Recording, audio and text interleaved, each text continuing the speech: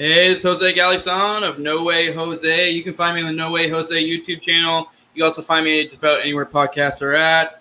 I'll keep repeating this for a while, but I'm not on the Liberty Movement YouTube or BitChute anymore. I put an update on my channel, so it's an update / opportunity for especially like newer or prospective content creators. So I'm not going to go into that. So if you guys want, go to my channel, watch it. It's a quick little like 6, 7, 8 minute video. Explain everything there. So it's a good opportunity to not let. It's got like 200-ish subscribers, so why let it die? Someone else can take it over. I just don't have time for any more. Today, my guest is Reed Coverdale, the Naturalist Capitalist. Today, the topic is just kind of getting to know Reed. I know I normally do like topics. This is the thing I used to do back in the day was like who is. I would do who is episodes, and we're gonna do one of those again. I'm not gonna do the same exact template because we were like legitimately going into every aspect of the life. I'm not gonna go that deep. We'll probably go a little bit more theory heavy on this one, but can kind of tie it into life shit. As always, I like money. So keep giving me money at patreon.com/NoWayJose2020. You also gave me money at give me crypto at endthefed.app. I'm gonna go ahead and bring on Reed, and we're gonna fucking get to this. What's up, dude? Not much. How's it going, man? Doing all right. Yeah, this is like kind of last minute. We were scheduled to go on next week, and just some shit moved around, so I was glad to get it done. I was pretty excited to have you on because I watched you on the Tower Power Hour episode thing after reason. I've seen you on other stuff, obviously. You've been a big name recently, but and then just like some shit you said in there just kind of like rung in my ears. I was like, damn, I got some shit to talk to him about. So I was excited about it. But I kind of want to do a little small talk, get into it. You just, obviously, the time warp of podcasting. The people who watch this, you're like, what the fuck? But you literally just like 30 minutes ago were on with Shane Hazel. And the one thing I kind of want to bring up is he brought up his whole spat with that one Republican dude today. And I don't know if you saw the Tower gang getting on that shit today. I didn't. I missed that whole thing. But he called in reinforcements. And I don't know if he just didn't want to claim it because, you're playing with fire when you call in Tower Gang. Like, you don't know what we're going to do. And he called him in. I don't know if he just thought we were going to be like, just like that was bad. Not to say, obviously Shane is pretty based, so he kind of knew what he's doing. But we hit him with because he says some of the brain train thing or whatever. Yeah. And like the guy, I actually was the one who kind of spawned the idea because everyone was trying to do some like corny, like, oh, get on the Shane train. I'm like, guys, that's like a boomer dad joke. That's awful. Like, it's like maybe funny for a quick little quip to your 8-year-old, but like if we're trying to fuck some like politician, like that's not the route. And I was like, come on, there's so much material here. You got brain, like brain is a term for getting head. You got train, which anyone's a deviant person knows a train is just like, when men bang a woman in successive fashion. Yeah. And so we ended up settling on Shane gets brain from your wife. And that was fun. That's a lot of characters. Yeah, that's a lot of characters. It took a while. We've kind of died down as of late. We still have fun with it, but I know me. I haven't been able to get as much involved. Like I'm active duty military, and I'm like in transitioning out of the military now, and I have like a couple months left, so I have a lot of shit I'm doing and stuff. And so I just like being a federal employee. You kind of, depending on your job. It's not the case for every job. Sometimes you have a lot of time on your hands. So I had a period of time where I was able to fuck around on taxpayers' dollar and Tower Gang. So I haven't been able as much because I'm trying to prepare myself for getting out. It is what it is. So I wanted to start out with kind of a confession. And when you first kind of came on the scene not too long ago, I was very on the fence about you. I was like, you kind of came in with this lib unity stuff, which is one of those things. I feel like it's a loaded term. I feel like we need better terms because lib unity has multiple connotations, I think. And I guess it's one of those things. If you claim it properly, you can make it what it is. That's how words are in general. Like, just kind of like with liberal, libertarian, words like that, they've kind of taken on multiple meanings as time goes on. I know when I hear lib unity, it gives me connotations of like unity is almost like giving something up or compromising. It's different to meet someone where you're at. That's different than compromising. I feel like that's connotation. I'm not saying it's necessarily that. It just, it's a word that has connotations. It's a semantics thing. So it can have different implications for different people. And I'm not saying you're wrong trying to reclaim the word. I'm just saying it's kind of like a word thing, like I know some people get that feeling, and we kind of did it first. And also, like, I didn't really know what you were going for entirely, so I was a little on the fence. But then after listening more, I'm getting a little more like, okay.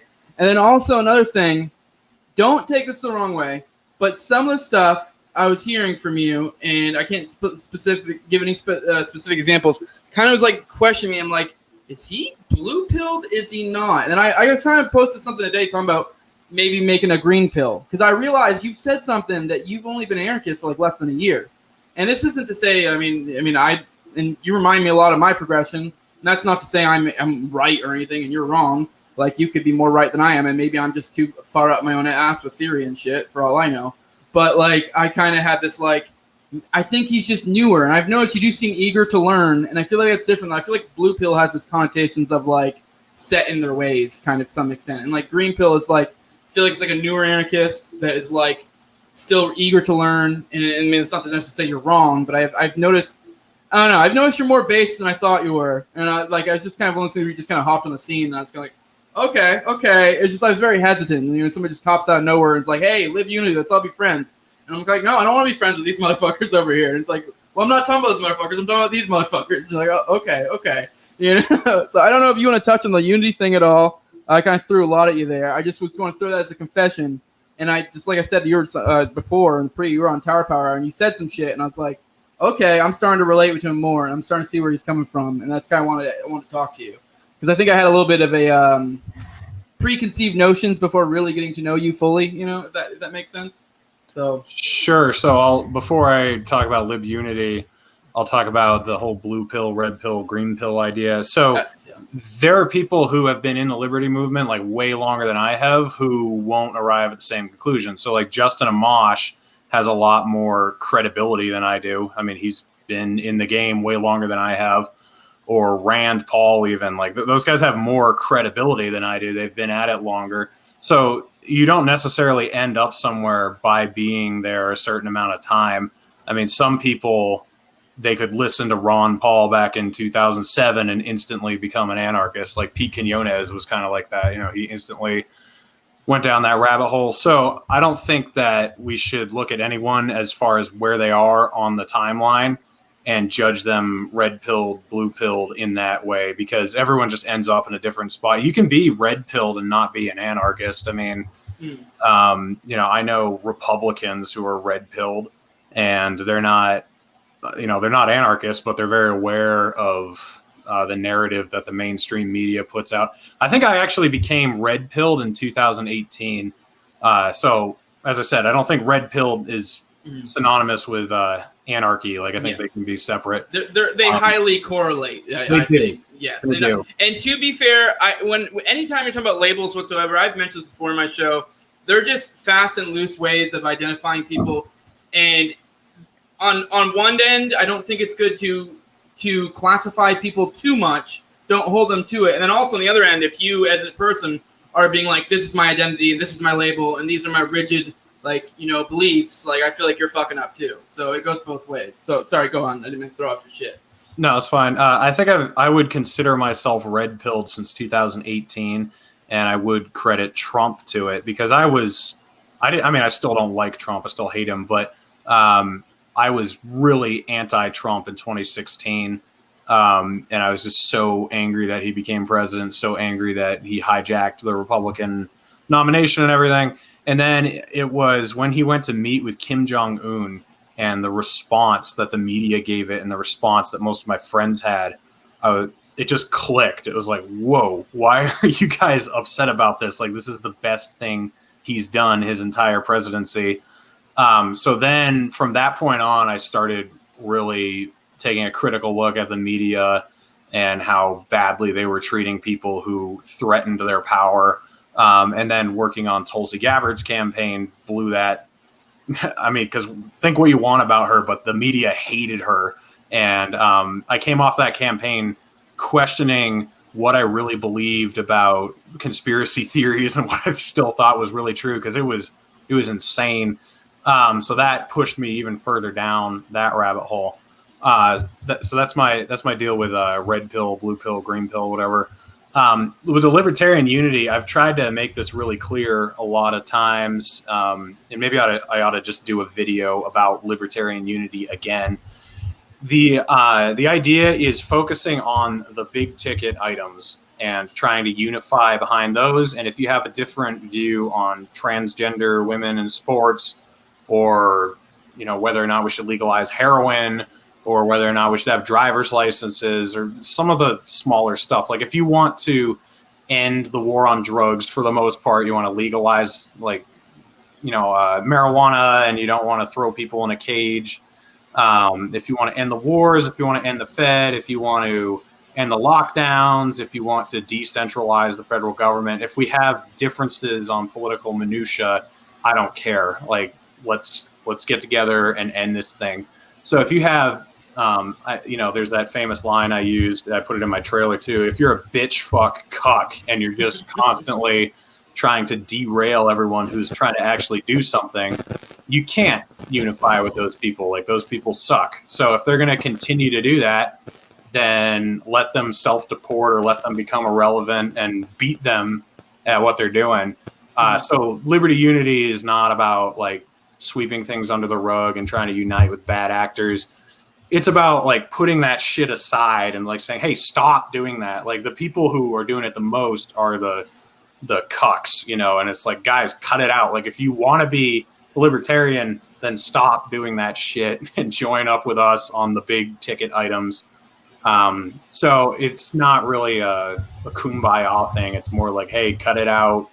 Let's look at the bigger picture here, if that makes sense. Yeah, I think there's two things there. You kind of touched. I think it kind of, like I was kind of getting at. I mean, it's all word games and it's tactics and how you play things. And if you can reclaim this word, that's great.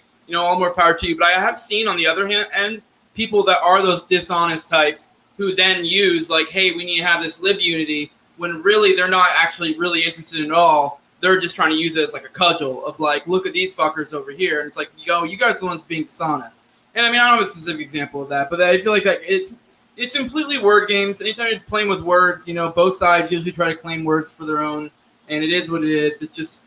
So I haven't seen the cucks claim liberty unity at all. The only, like, I've seen Dave Smith really claim it, and some of like the Mises Caucus people. The people who hate the Mises Caucus, they've stayed away from it. It's like a black spot that they don't want to touch. And then I've seen like really good people from the Pragmatist Caucus claim it too. And I that's what it's about, is like the good faith people getting together. And if you're a bitch, then fuck you. So yeah, and full. I mean, this isn't the other points, but full to know where my perspective is coming from too. I'm a small L guy, so I'm not belligerent about all the political stuff, but I have a different opinion on that perspective.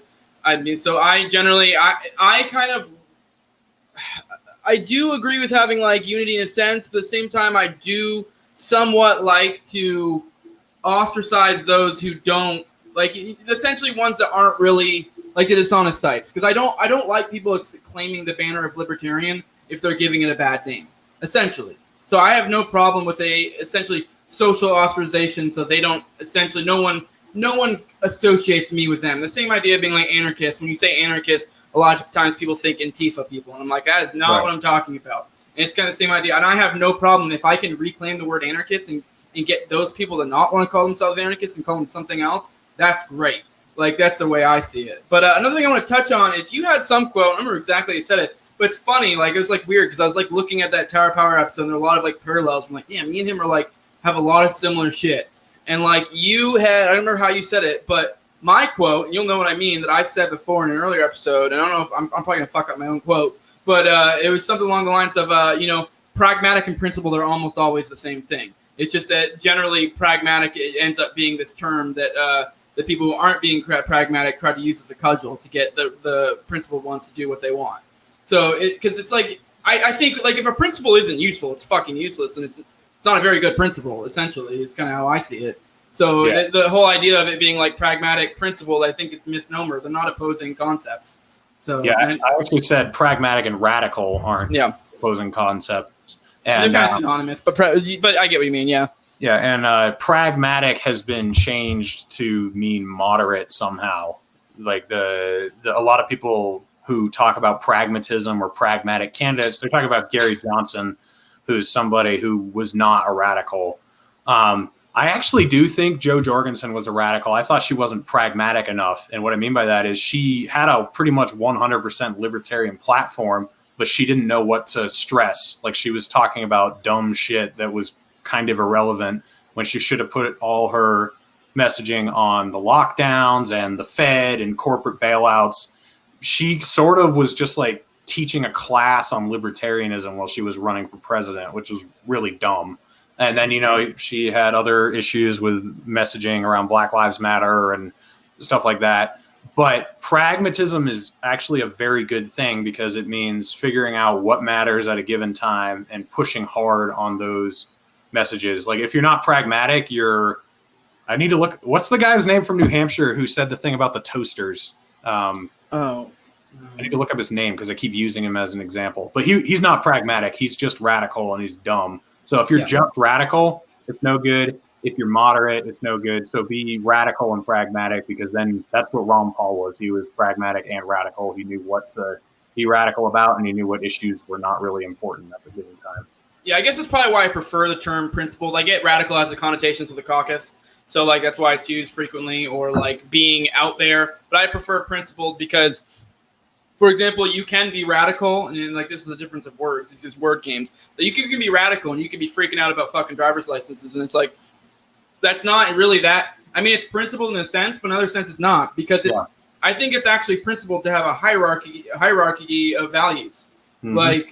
That's if I'm going to – there's nothing wrong with prioritizing things by their, like, most harm. And that, like, I'm sure maybe you can come up with some convoluted bullshit fucking explanation how driver's license cause more harm than something else. But, I mean, if we're going to be realistic, it's like, let's be real. War and like, the drug war cause a whole lot more issues than that shit does. I mean, I'm sure you could say it enables it in somehow or some bullshit, but it's like, come on. Yeah. I don't know. I think you're right. Exactly. Like, I didn't think Jacob Hornberger was – I thought he was radical without pragmatism. So, I guess he was principled, but it's just like, dude, like, come on, figure out what the most important issues are right now. You're putting getting rid of Medicaid or Medicare at the top, and we're in a pandemic. I was just like, dude, like, holy crap. How about talking about corporate bailouts and lockdowns and wars and the Fed? Because then you might actually get people on your side. So. Yeah, I was still, like, kind of politically interested at that time, and I remember, like, paying attention and being like, dude, what are you doing? You're fucking blowing it. Because, like, he was arguing with them about Social Security, and, like, everyone else was agreeing with, like, yeah, Social Security's bad. But he's like, well, we need to abolish it now. And they're like, well, we could, like, tear away from it. And to be honest, there are, like, a decent, arguments on both sides. But he was just being, like, basically being like, you're a fucking statist. And they're like, whoa. I think there's a non-status argument to be had to be like, hey, there is some sort of thing to where people have in some way sort of paid into this. And they've set their lives up around the expectation of doing this because they paid their taxes. And it's like, and even then, like, now we're sucked into this narrative of now we're arguing about Social Security. And it's like, why the fuck are we talking about Social Security? Exactly. Yeah. I don't know. It's somehow. So let's move on to how you kind of. Oh, wait, first off, did you become an atheist or an anarchist first? I'm assuming I'm pretty sure I know which one it is. Atheist about 5 years ago now. Okay. Just to, like, lead into that, like, what did you come from, like, a really religious household kind of deal? Oh yeah, like, the Twitter page Liberty Hangout. Yeah, that's what it was like. So my parents were not Nazis. Like, they would talk to us about tough questions we had. They wouldn't demonize us if we were doubting something. But there were very strict rules we had to follow. Like, there was no profanity, no bad movies. We weren't allowed access to the internet when we were home alone, like, crazy religious stuff like that. And then church every Sunday, Bible study every Wednesday night. We'd go to vacation Bible school during the summer, go to Christian summer camp, and we'd teach 5-day clubs after school. Like, the whole 9 yards, like, everything you can imagine about Christianity was indoctrinated into us. And so do you want me to go into atheism or just... I was just going to talk about it a little more. For example, on my side, like, I have the same thing. Like, I went to Christian school and everything. My parents, like, I think I got to, like, the 3rd or 4th book of Harry Potter, and then my mom stopped letting me read it. But shit like that. That wasn't even allowed through the door. Like, if you brought a Harry Potter book through the door, that would have been, How old are you? Do you mind, if you don't mind me asking? 27. Okay, I'm 29, so we're kind of very similar in age. I kind of want to know, what was the, like, I feel like, and it's kind of similar to, like, anarchism or libertarianism. It's like sometimes you get this, like, seed that like is planted in your head that then picks away at like your irrational belief or whatever. For me, it was gay marriage, which I'm not gay, but for some reason it just never logically made sense to me. The like, because a lot of people will make religious arguments for how the Bible is cool with it or whatever. Which, I mean, I don't know about your opinion, but I was fairly well inundated in it, and I can do 5 minutes of research and show you how that's horseshit in Old Testament and New Testament. A lot of people are like, well, Jesus came along and changed the old law, so the gays are cool now. And like, okay, like, yeah. I'm glad you think that, but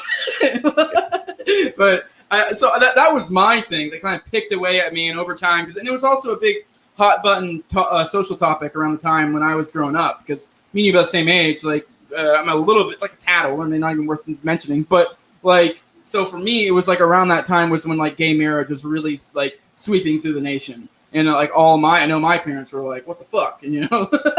So, yeah. Yeah, for me, it was the fact that you could be judged objectively over subjective scenarios. So like that you could be damned to hell for eternity for some things that aren't really your fault, because I started thinking about like free will and how much free will you actually have and how much is actually just a result of your surroundings and how your brain reacts to things and what type of person you turn into.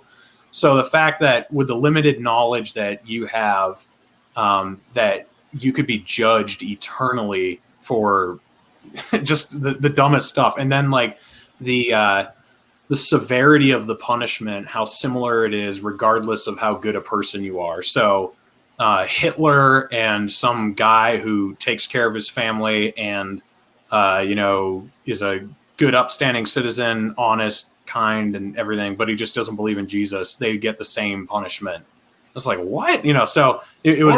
Or on the other hand, if Hitler has a deathbed conversion, right? At least he's good. And we don't know. I burn eternity. He could have like right before he bit the pill and shot himself. Like maybe he asked forgiveness and he's in heaven now. Like so. I mean, yeah, it's just like it's so that was the thing that really ground at me, because we were evangelicals. So the big thing was saving everybody from hell, and you just start thinking about like, why is this guy going to hell and this guy isn't? And so. That was the logical fallacy that just chipped away. And my religion just became more and more vague because I kept it. So it's just like statism. Like I was a neocon, so I was a pretty massive statist, then became a libertarian, slowly became an anarchist. Same exact thing with religion. Like I was an evangelical fundamentalist, and then it just became like more and more vague. I sort of became a universalist and basically believe that Jesus died for everybody and everything's fine. And then I didn't even really believe in Jesus or the crucifixion or the resurrection anymore. It's just like, yeah, there's probably a God. And then eventually it just got to the point like, do you believe in any of this? And I was like, no, I really don't. And so finally I was able to step through that door of, okay, I don't believe in God. And, it's just been just like with statism, you're brought up with it. And then with this idea that you need it to keep the fabric of society together and to keep everything in motion. And then you finally get to that place where you realize, this is just a human construct that we've created that actually causes more problems than it prevents. And then you're just like, yeah, fuck it. I don't claim any of this anymore. Yeah, I had a similar experience. Like I was like dealing with essentially it was the same thing where I was bending over backwards to justify my beliefs over and over again. And it was constantly like seeing like how like me and honestly like it was kind of like the church as a whole was always kind of shifting towards modernity, or however the hell you say that word, and was kind of like becoming more and more like for example, when I was in high school, my parents legit believed that the Earth was 6,000 years old.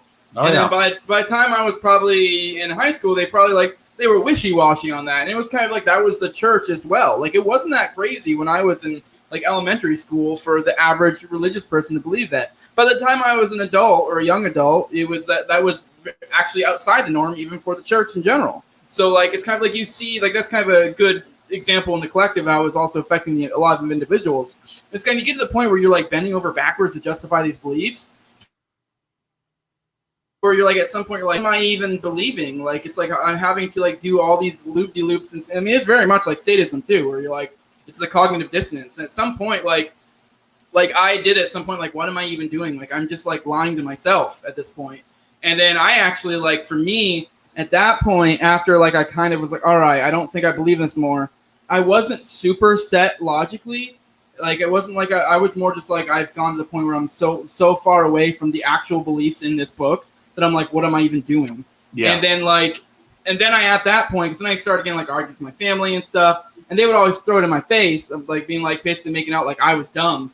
And then that's when I really was like, okay, you know what? I'm gonna fucking study this shit. And I actually was like, I started doing like listening to debates, and I actually was initially trying to reaffirm my beliefs. Like I wasn't looking out to become an atheist. Like I was like, I didn't want to be an atheist, just like I didn't want to become an anarchist. And I was like, I was trying to like reaffirm my beliefs, and like even though I wasn't super skilled when it came to like logical tools, I still even then still saw these debates and was like, holy shit, these theists are getting fucking like just raped, like destroyed. And like anyone that has any sort of grounding in logical like understanding usually can be like, ugh. And then from then I started kind of going down that more road, learning more about logical fallacies, stuff like that. And then at some point, it's just like it was like I knew, like, kind of had most of the arguments. The funny thing is, I'm actually not as well at arguing theism versus atheism anymore because I don't even really care anymore. I'm kind of like, whatever. Like, I'm past my angry atheist phase. But those, like, tools that I learned there have really turned over to, like, the anarchy or the statism, essentially, versus anarchy type thing. And that's kind of what brought me over there, those same logical tools. I don't know if you have a similar story, if that's kind of something along those lines or no. Dude, I mean, what you just said is literally exactly what happened to me because same exact deal. Like I remember I went out to dinner with one of my more fundamentalist friends, and I was telling him, look, dude, like I don't believe in the Tower of Babel anymore. I don't believe in Noah's Ark. I don't believe the earth is 6,000 years old. I don't believe in the 7-day creation. Like I believe Jesus died for our sins, and that's all that matters. Like the rest is, kind of cute storytelling. And he was like, holy crap, you need to get back into the Word. You need to start reading at least like 15 minutes a day. You need to start praying more, like you are led astray. So I was like, okay, fine. So I picked up the Bible again. And I don't know about you, but the Bible is what really pushed me to being an atheist again, because I hadn't actually read it extensively in a long time. I knew all the stories, but I hadn't like sat down and read it and tried to take it seriously. So I was like, okay, we're going to take this seriously. And I sat down and I started reading Exodus. And I was just like, come on. Like this isn't real. Like this isn't all true. Like this didn't all happen literally. And I just couldn't take it seriously. And like you, I didn't want to feel that way. I wanted to reaffirm my beliefs. And so then I started listening to people talk about deism, which is a little more vague and, a little more grokkable or whatever. And then I started listening to debates with Sam Harris and William Lane Craig and Christopher Hitchens. And to my chagrin, Sam Harris was just wiping the floor with William Lane Craig. And I was just like, God damn it. Like, I don't want to think this. Like, I want to keep believing what I believed in because it's comfortable. And I think that's the realest conviction you ever arrive at, the one that you don't want to, because it means it's your reason that's driving your conclusion. Because if you're arriving somewhere that you want to, you can't tell as much if it's your reason or your confirmation bias. But when you arrive somewhere that you do not want to be, you know that you have arrived there solely through reason because you're trying to resist it even. And yeah, I mean, like you said, it was a very similar journey with anarchy because I didn't want to say I was an anarchist because that's crazy. That's nuts. And if you arrive there through reason, you can't avoid it. Like you're going to get there. And that's what happened with both. I was the same way with anarchy. Like because I mentioned earlier, I'm military. Like I had a bias against it because it's like I had already gotten myself to the point where I was full on anarchist, believed in like courts, police, military, and like that's what we need. And then it's like, but it was like, if anything, I had the most bias because like it literally goes against my paycheck to believe like that like in anarchy. And I'm like, and it's like even then like real quick, I know this is kind of you kind of mentioned some people. What are your thoughts on free will? I think, I don't want to go too deep on it, but I have a feeling that me and you have some similar thoughts on free will that might make some of our libertarian friends go ree. Yeah, so we could probably do an entire video on it. Which, maybe I already definitely want to have you on my channel just from how this conversation's going so far. But I think it's mixed. Like I do think that it exists to a certain point, but it also it also doesn't at the same time. It's kind of complicated. Like I think that the only reason we have free will is because we are able to make illogical decisions. If we were not by the way, are you still there? Because you kind of froze. Oh, there you go. It glitched for a second.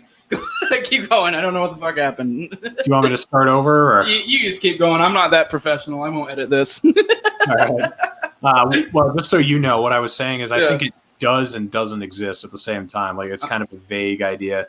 I think you are very much a product of your upbringing and your surroundings and your experiences, and you don't have any control over that. Like you are automatically going to think a certain way about things. I think the only thing that gives us free will is that you're able to make illogical decisions, because if you were a robot and you were just operating out of reason, then I don't think you would have free will because you're just completely under the control of your logic. But since you can be like, no, fuck it, I'm not going to do that, even though it doesn't make any sense. I think that gives you free will to a certain extent, but I think we are mostly not agents of free will. I'd say it's like, a 60-40 thing. Yeah, I'm actually a little bit further than you. I think technically, it's one of those like technically things. Technically, we don't have free will. If I'm going to guess, it's also one of those things you can kind of never know. Like, who knows? Maybe there's a ghost in the machine. I don't fucking know. I don't think so. But I think if like things are the way they are, that ultimately, technically, like essentially we're an ever-evolving program, essentially, if you will, our brain. And so it's like this, like, if X plus Y, then do this. And for whatever reason, you might have spur of the moment changes, but it was essentially always, in a sense, ultimately going to happen. But at the same sense, you kind of have to operate like you have free will to have a functioning society. So, like, I think it really is kind of almost intellectual masturbation, the free will argument. Yeah, because it kind of doesn't matter. But like, at the same time, it's kind of fun just for shits and gigs, like stone type conversation. But like, I do think it has some minor connotations of maybe look at things slightly different. I know Sam Harris goes into that line, like maybe with like criminal justice, which I actually now I'm kind of questioning that too because I'm reading Ethics of Liberty or whatever the hell by Murray Rothbard. I might have got the title wrong, but he kind of went into like how like different justice systems and kind of like I was getting at how we should focus on rehabilitative, and he actually goes into how rehabilitative is not a good model. But either way, I still think it has some minor effects to how maybe you look at things, and maybe it'll make you a little bit. I think it may make you a little bit more forgiving of people that you don't like because it kind of makes you realize, like, well, ultimately there was something that drove them to be like this. Like, generally speaking, everyone's their own hero. So it's healthy to think about, like, what would you be like if you were born in 1920 in Germany?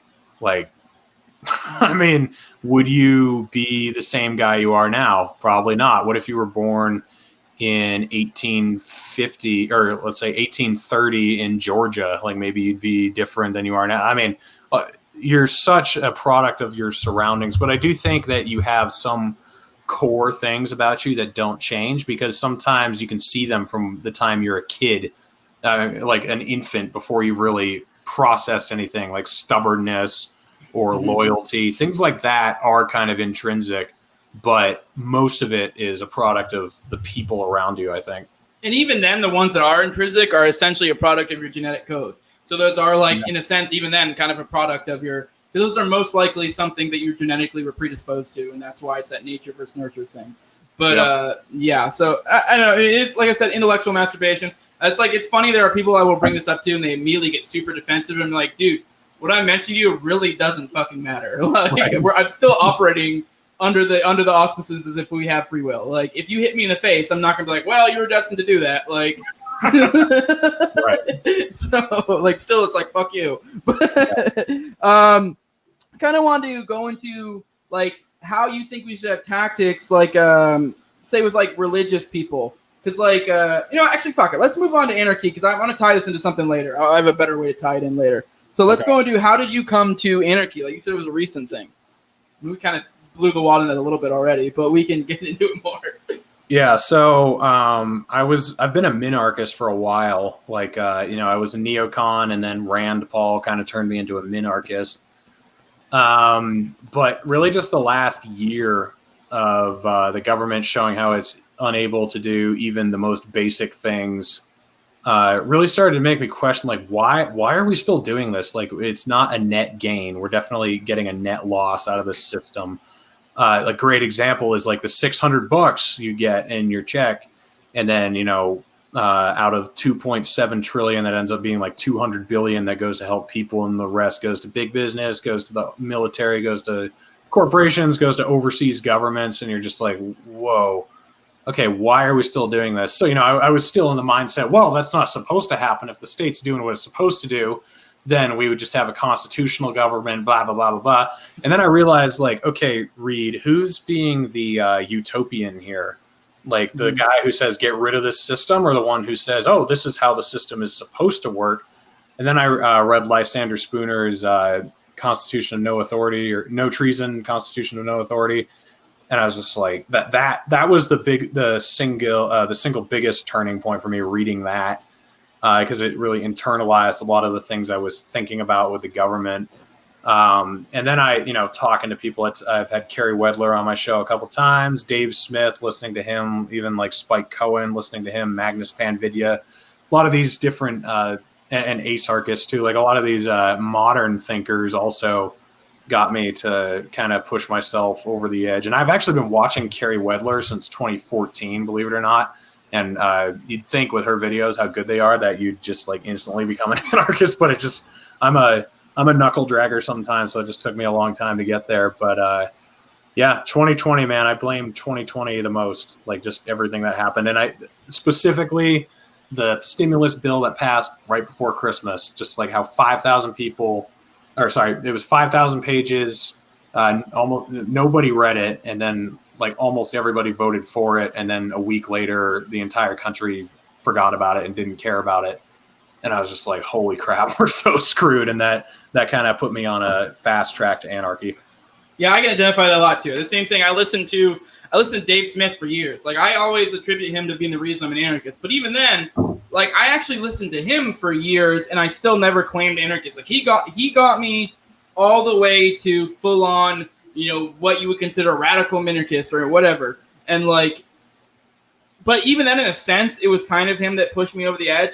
But it was him like driving at. It was the Anatomy of State by Murray Rothbard that I read that got me to jump over the fence. Like, and because I was sitting on the fence for like ever, and like it was, but even then I still attribute it to Dave because he's the one who got me to read it, because he always was going on about it. And like I feel like Anatomy of State does a very good job of breaking down like how this is just destined to fail, and the idea of a state is a flawed concept in its like just origin, like from its beginning, it's just going to go to shit no matter what. And right. And I honestly I read No Treason I think almost immediately after. And No Treason would probably do the same exact thing. If I had read No Treason, I think it probably would have done it as well. I mean, maybe not, because it depends maybe on how you're thinking. Because I think they come from slightly different angles. Like, Anatomy of State kind of comes from this angle of, like, the state is flawed as a concept. Whereas I feel like No Treason kind of accepts, like, okay, cool, this is a legal contract, and you guys are saying this is binding or whatever. All right, let's analyze this and see if that makes sense. No, it fucking doesn't. Like even if we're accepting this as a contract, it's like, okay, well, it's not legally binding across generations. Like, go eat a dick. Like, that's not how contracts work. I think that's why it clicked with me better, because I was still trying to operate within that system of this is how it should work. Mm-hmm. And then you hear like, oh, okay, well, if that's how it should work, then let's deconstruct it and see if it actually makes any sense. And then I read Anatomy of the State after I read No Treason, and it just kind of reaffirmed, like, oh, yeah, this system that you realize doesn't work within itself. The whole idea is bunk anyway. It doesn't make any sense. And yeah, there you go. we're flipped there. I think another honorable mention, like I think if I had read this before, but I also think this might be more suited for lefties. I mentioned this multiple times. It's Larkin Rose's Most Dangerous Superstition. And that would probably, for me and you being atheists, it very much equates in that book the state to religion, and it kind of goes at what the root of the state is the illusion of authority, and that other people have the somehow have the moral authority to do things to you, essentially, and how that is a religious doctrine on its head, essentially, that like somehow there are people that are holier than thou that are allowed to do this shit. And so it's great for like atheists or lefties. I think it's probably a good one. And so, like, maybe if me or you had read that first, it might have a similar effect. I like to try to throw these out for people, because who knows? There might be some minarchists on the fence out there, and it's like, Go read these fucking things. Maybe me or Reed can be your fucking Dave Smith or your fucking Kerry Wedler that get you to that point to where you finally go fucking read. Because there's something, I don't know what it is, but something about like reading, because like you read it and it's like this all-encompassing argument. Whereas I can watch a Dave Smith episode and he only has like, I don't know, 45 minutes to like an hour. He's going to only cover so many topics, and I get to have that cognitive dissonance of like, okay, well, that was a good argument, but what about this thing? And that thing that I say, what about that thing? He could attack that topic fucking a few months later, but then I'm going to be like, well, what about that thing? And that could be the same exact topic he tackled before, but I've already forgot about. And I'm able to just play this like ping pong cognitive dissonance where I'm just like, well, that's why. And I just keep like hide the ball type thing, So, and keep lying to myself over and over again. So I do think there's something, I know everyone's like, we're not going to save the world by reading a book, but there's something to it. Yeah. I mean, most of what I've done has been listening to podcasts. I've read books too, but most of it, because I drive, is listening. And sometimes all it takes is just one deconstruction of an argument, and then that sends you down a rabbit hole. And then that actually makes you start to draw your own conclusions about things, like, because you'll be like, oh yeah, well, that makes sense. I've kind of thought that before. And I also think this, and this. So I don't know. It's just different for different people. Sometimes the full encompassing argument is what people need right away, but sometimes it's just like hammering on one thing that they know doesn't make sense, and that can blow it apart. So. Yeah, no, yeah, for sure. All right, let's move on to. I kind of want to talk. We talk about religion, and we've obviously been talking about libertarianism, and these are very highly tied to like morality. And I know with religion, I mean, one of the biggest like critiques of being an atheist is like, well, where do you draw your morality from? And also within libertarianism, I know Rothbard and Hoppe have arguments for like how even an atheist can come to like objective morality. I have my disagreements, but I kind of want to get where you're coming from. I don't know if you consider yourself subjective moralist or if you find some way to come up with objective morality. I mean, my personal opinion is like objective morality is just screaming out into space that my view is correct. Like, okay, there are different opinions, but whatever. So, and I also like that kind of ties to the natural rights, obviously, because I feel like this kind of come from morality. So I don't know what your thoughts are there. Yeah, I threw a lot at you. But I think it comes down to word salad and semantics, because we always, to define morality, like what other thing do we have an appeal to authority to define? The way we figure out how everything else works is by testing it against itself scientifically, right? So the way with literally anything, music, math, science, economics, whatever, like it's self-defining, because what works is what remains, right? But for some reason with morality, we have this appeal for some higher power to designate to us what morality is, instead of looking through history and seeing what societies have lasted, what societies have been good to live in, what societies have flourished, what societies have accomplished things. So in my mind, individualism is a naturalistic approach to morality, because if you have a system that protects the individual, then the society by definition will be a moral society, because they won't be trampling other people's rights. They won't be ruining other people's stuff. They won't be stealing things. It's just a system that automatically has everyone respecting each other. So, I think people just get lost in semantics on it, and I don't really understand why. So I would say there is, objective morality, and it's individualism. Because if you try to go down any other rabbit hole, then you're always compromising to destroy the individual. So the only way that I think we can live in a prosperous society and respect each other is through individualism. And Sam Harris sort of says that almost in his debate with William Craig. He outlines what morality is, and he's basically saying like the worst possible scenario is everybody's as miserable as they can possibly be. The best possible scenario is everyone's living to the fullest extent that they possibly can. And I don't know why we can't just accept that as a definition of morality. And if you look through history, it's very obvious which societies have people who are living to their fullest potential, which societies have the most miserable populations ever. So I kind of look at it that way. I try to explain it. It's basically a scientific method you can use that you use with anything else, with math, economics, science, music. If something works, then you go with it. If something doesn't work, then you abandon it and try something else. Yeah, I mean, I think morality is always it's value based. So it's like so that's why I think it's subjective. But at the end of the day, like if I can get you to agree on values, then I can then from there derive out objectivity. That's what I usually say. For example, like I feel like it's pretty simple to be like, hey, do you not like people to take your shit? Do you not like for people to hurt you? Okay, well, the best way to attain that is to convince other people the same thing. And from there, now we've derived out our values. Now you just gotta get other people to agree on those values. From there, you can derive a whole framework and within that framework, there's objectivity because you have set the values. And I mean, if there are going to be people who probably don't agree with those values, but you know what? At the end of the day, that's what guns are for. So, like, if they're going to try to fuck with you, like, I don't really care if they have a different subjective morality, as long as I'm like, you're not going to fuck with me. Like, that's really comes down to. So, I mean, I do think it's kind of like semantics, and it's like this. It's this weird like game that people play where it's like, yeah, it's kind of this appeal to authority thing where they're trying to be like, well, there's this ultimate objective of authority and morality. And you're like, okay, but really at the end of the day, you're just kind of streaming the ether. And even if there is an objective morality, you're never going to really know it. At the end of the day, you still have to operate like the subjective morality, and you have to get people to come to some sort of agreement on values, and from there you can develop a moral system. Well, imagine if we did that with everything else. Like, what if you're a builder and you're like, okay, this building's level, and someone says who? You're like, well, I've got a level here, and the bubble's in the middle. Like, yeah, but that's subjective to everything that man has discovered about gravity, and but you could just like go down this crazy rabbit hole. But we don't do that with those things.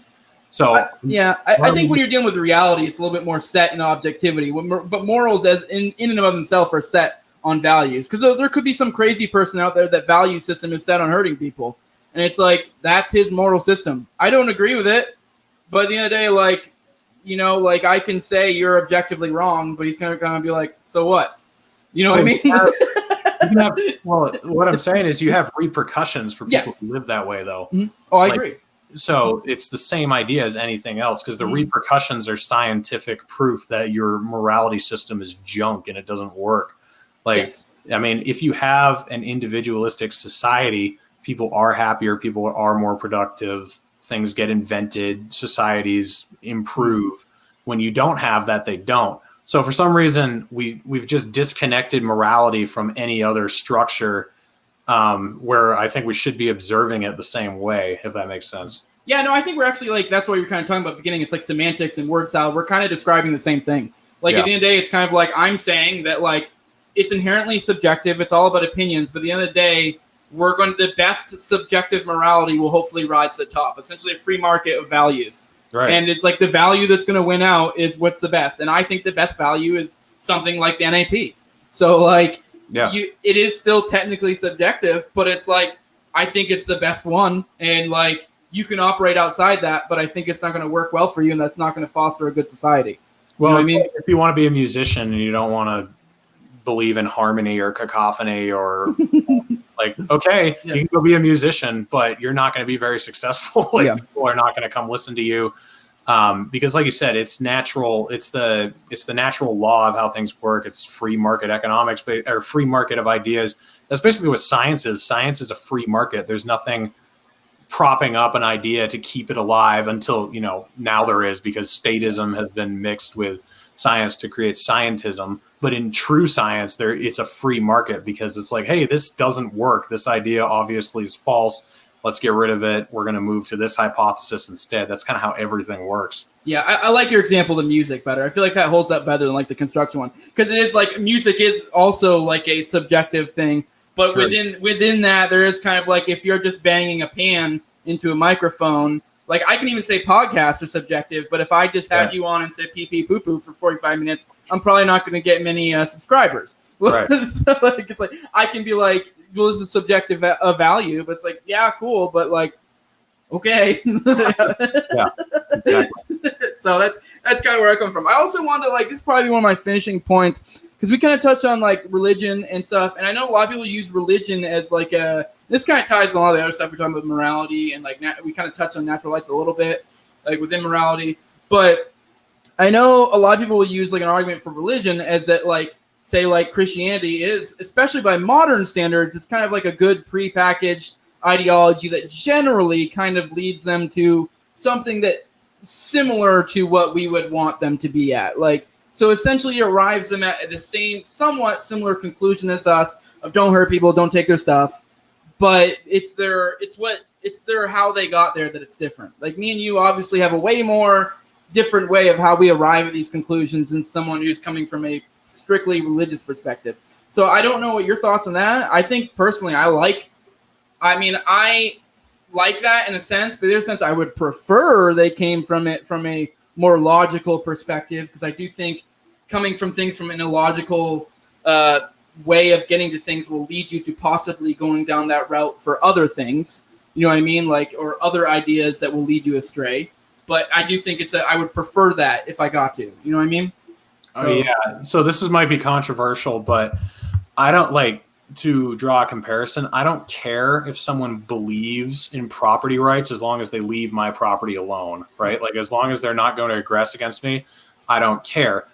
But I think if they don't believe in property rights, that they don't have a solid footing that they're standing on. Like your ideology just kind of falls apart if you're going to be a libertarian. Because I know libertarians who don't really think about property rights much. And it's like, okay, I'm not going to say you're not a libertarian, but I'm just going to say that it's going to be hard for you to defend your position from a place of consistency.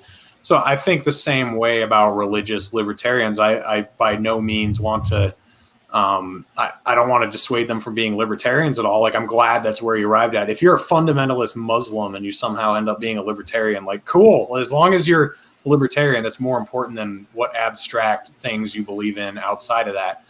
But yeah, I do think it's completely contradictory to libertarianism to believe in a higher power that owns your body and can tell you what to do. Also believes in thought crimes. Like, this is one of the biggest things that I see a detachment, at least with Christianity.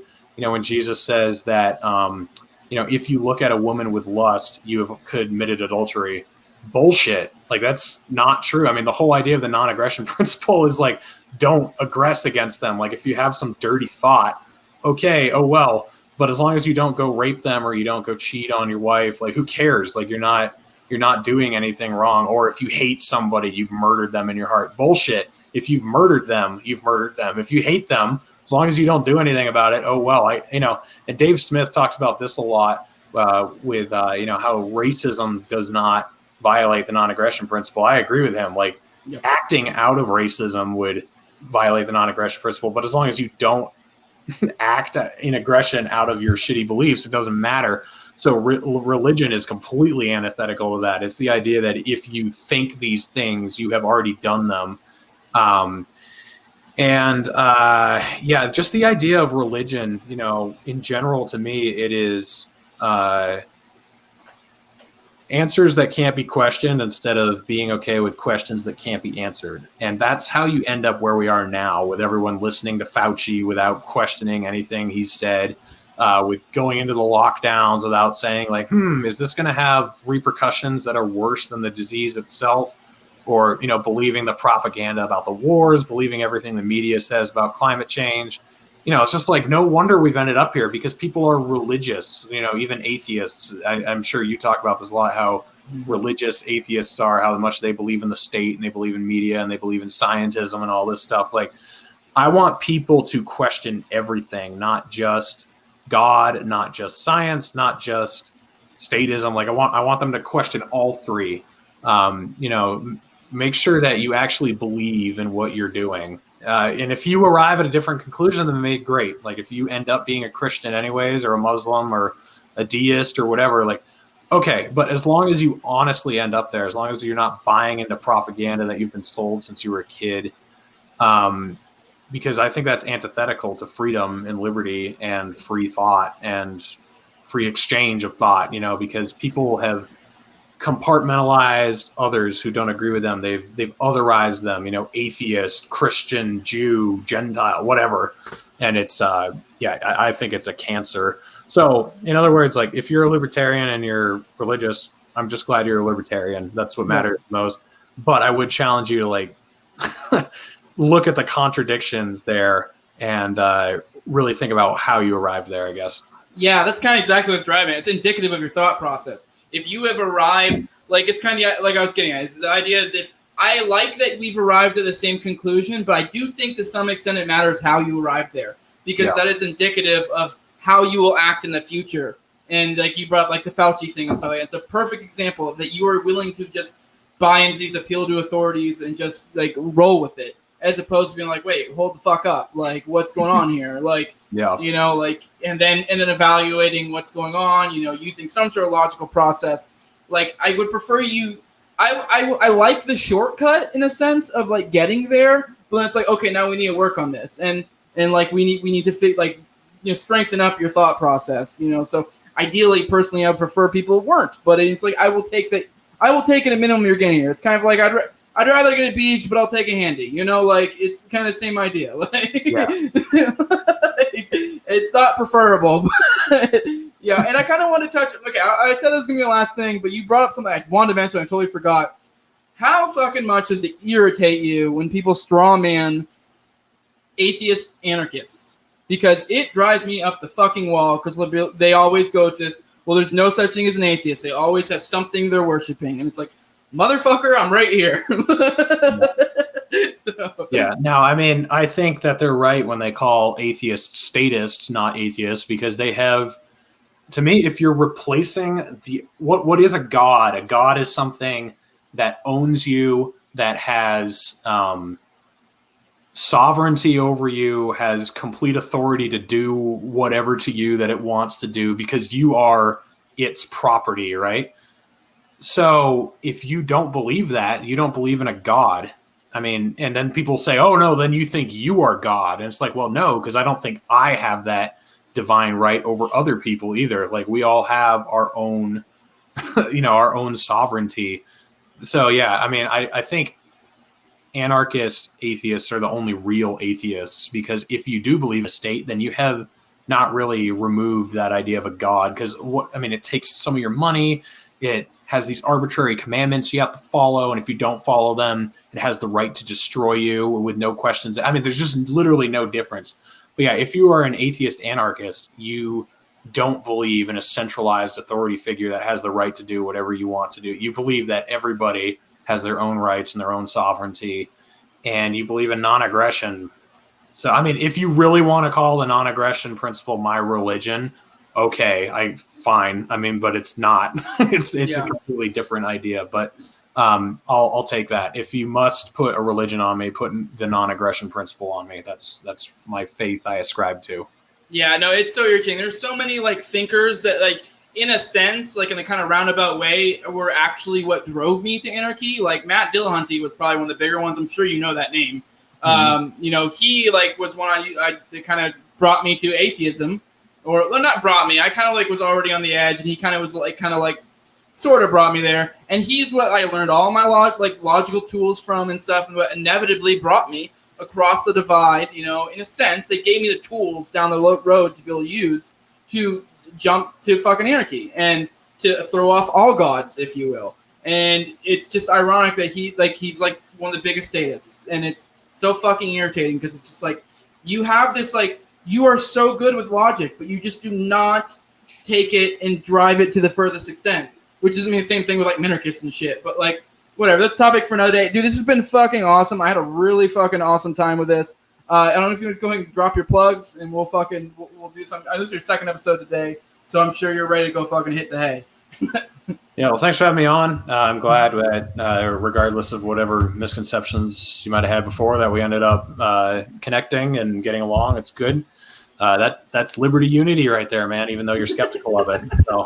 Well, like I said, it was a semantic thing. That's kind of what I was driving at, that it's like I think people have different connotations of it. And like once I got to know you and followed you a little bit more, because like I feel like when I heard someone come in with lib unity initially, I immediately, my like flags went up of like, what is this, some blue-pilled fuck? What is this shit?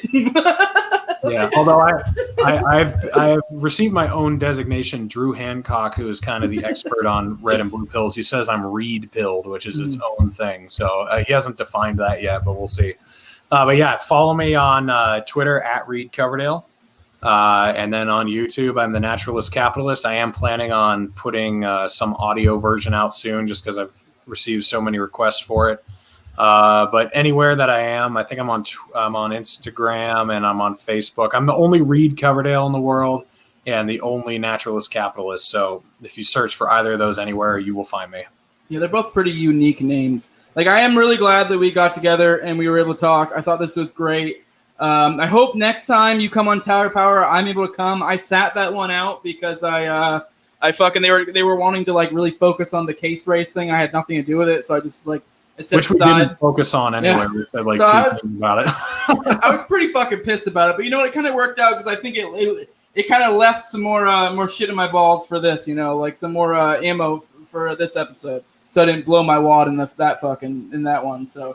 Although it is fun, Tower Power is a blast. I do love how it's so comedic, and it's like essentially it's like it's a Legion of Skanks for ANCAPs essentially. So I don't know. I'm really excited about where that show goes. I think that'll be really interesting. I mean, it's not technically my show. I'm one of the people who shows up occasionally. It's really fun. So there's my plug for that. I kind of wanted to touch on earlier. I totally forgot to mention it. I was kind of getting at with Shane Hazel. Anyone listening, go check out my episode with Shane Hazel because I think it'd be really interesting because I only recently came out, you know, as a fucking being active duty military.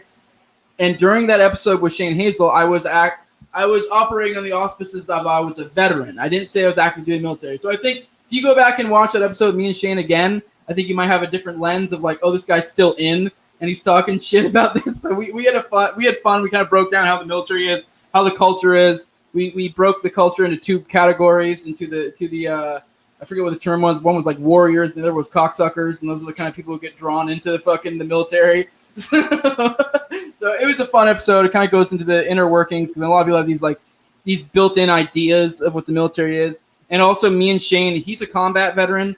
I've been a mechanic my entire career, so we kind of come from different. Like I've never even heard a bomb go off. So like I've been deployed once. I've been in the same base my entire career for 11 years. So, yeah. Anyways, you can find me on the No Way Jose YouTube channel, everywhere audio podcasts are at.